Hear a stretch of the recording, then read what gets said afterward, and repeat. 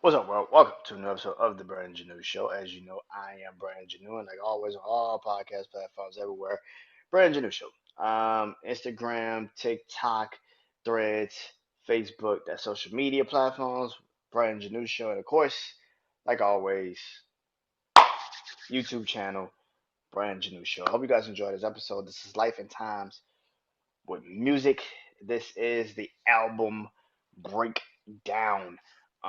So I've been on this series for a while, and also I've been doing this artist for a while now, and it only makes sense that today I close it out with this. So I am doing the one and only Ludacris Theater of the Mind album. I'll be talking about it. Talk about why I love this so much, what's my favorite tracks on it, and everything like that. I'll do a breakdown. So let's get into it. Number one. So let's get into it. So the first track of the album was, of course, the intro. Dope ass intro. Ludacris always gives lyrical bars. He's one of those guys. He's always been one of those guys. And the intro is one of those. Kind of welcomes you into theater of the mind. Literally says, "Welcome to theater of the mind." So yeah. So which goes into track two, which is Undisputed, featuring Floyd Money Mayweather. Now this is the start of when Floyd Money Mayweather was that dude for Hollywood, for hip hop, man. He was that guy.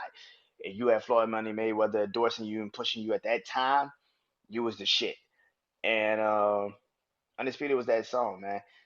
No hook, just bars. Lyrical assassin. Luda killed this fucking song, man. Floyd Mayweather talking and shit on it too made it even better. One of them songs, man. Definitely dope as fuck. Number three, I wish a motherfucker would. Featuring T.I., man. Such a weird transition now to think about it after all the history between T.I. and Floyd Mayweather, but wish you would. Uh, um, Dope song. It was the second time that you heard T.I. and Ludacris physically do a song together and not be, you know, put on a song when them niggas were beefing. But this is the first time that you heard them two on a song together. Um, like I said, On Top of the World to me was a better song. You know what I'm saying? But this was pretty dope. I mean, Wish You Would was dope enough to get some shit off. Both Atlanta's Kings, two of the greatest to do it in Atlanta. So yeah, makes sense. Um, the fourth song on the project goes into is One More Drink featuring T Pain. This song was dope.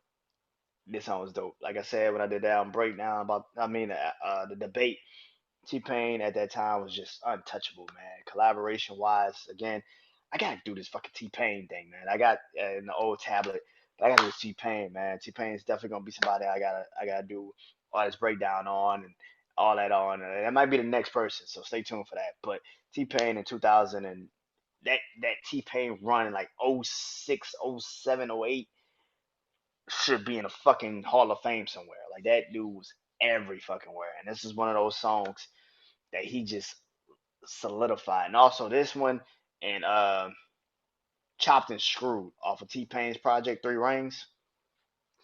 One of them songs, bro. Like that shit is legendary. But this is a dope fucking song, man. Video was tight too. I like the video a lot. Funny as shit. Cat Williams was in there too. It was funny as yeah. Um Fifth song off the project was Call Up the Homies featuring The Game and Willie North Poe. Like I said on the debate, um, kind of thought Willie North Poe should have blew up after that song. Um, he had one song that came out after that with B.O.B. Hood Dreaming, but for the most part, this song was dope, man. All three artists, like I said, killed it on the debate. All three of them killed this song, man.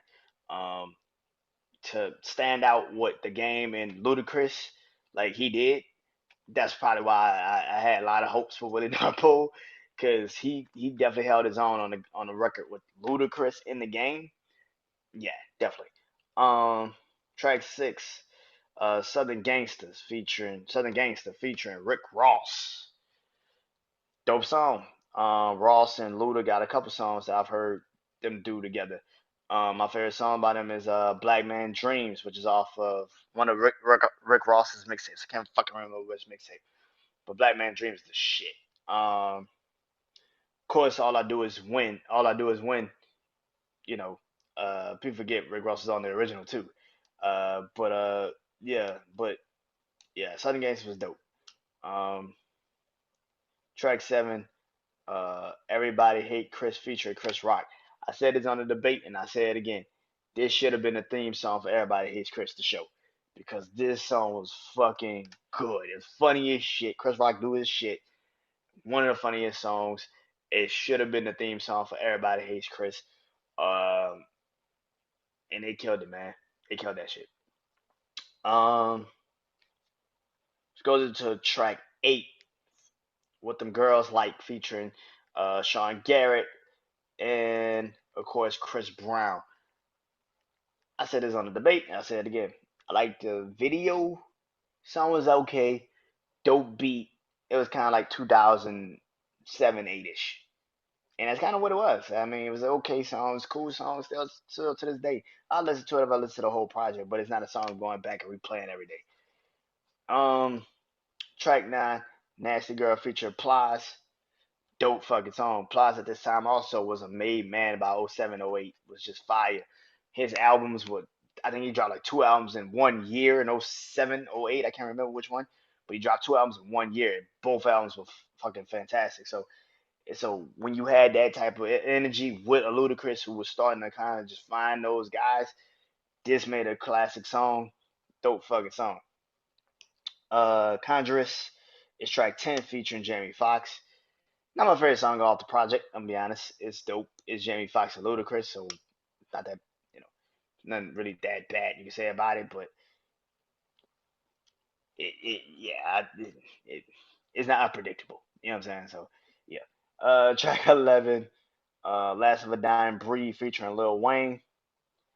Dope as fuck, man. Come on, it's Wayne in oh 07, oh 08. Carter 3 Wayne mixtape Wheezy era.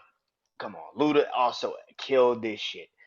What he said, I put more records on the. What he said, I put more records. I got more records than your DJs, because every one of my records been instant like replays. The bank yells Mayday, because every day's a payday. I put it on tape and then I said it like Ray J. like that type of shit is crazy, man. So Last of a Dying Breed was the shit, man. Track 12, MVP. DJ Premier, one of the greatest producers of all time, which I will be doing my top 10 greatest producers list. Also to celebrate the 50 years, the 50 greatest, the 50 years of hip hop, I'll be doing my top 10 greatest producers list coming soon. Uh, which, by the way, I start my 50 greatest songs list tonight, right after this. So stay tuned for that. Uh, but track 12 MVP with DJ Premier producing it, man. Fire fucking beat. Great fucking song. One of my favorite songs by Luda, and it just makes up, you know, like I said, Premier and Luda on a song together, incredible. Um, track 13, I Do It for Hip Hop, featuring two of the greatest to ever do it, Nas and Hove. Nas and Jay Z. There's not much to say about the song, but dope, dope. It was around the time when Nas and Jay started doing songs together. And Luda was lucky enough to get both. I won't say lucky, but to get both of them on a song together, that's damn near rare. So to have Nas and Jay Z on a song with you, yeah, that's luck. I don't know how the fuck you swung that, but you got it. So congratulations. Track 14, Do the Right Thing. Yes, Do the Right Thing. Ludacris featured Common and Spike Lee. One of my favorite songs when I heard it. Still one of my favorite songs now. Still one of my favorite songs. I love this song to death. Uh, yeah, the beat, the beat, Common verse, Spike Lee on the hook. Like I was like, yeah, this was up. Spike Lee talking. I was like, yeah, this was up. Track 15, Let's Stay Together. is the only song outside the intro that doesn't have a feature. It is a dope fucking song. So yeah, I thought that song heavy. And track 16, press the start button. Cool closeout song. Not my favorite, but it's a cool closeout song.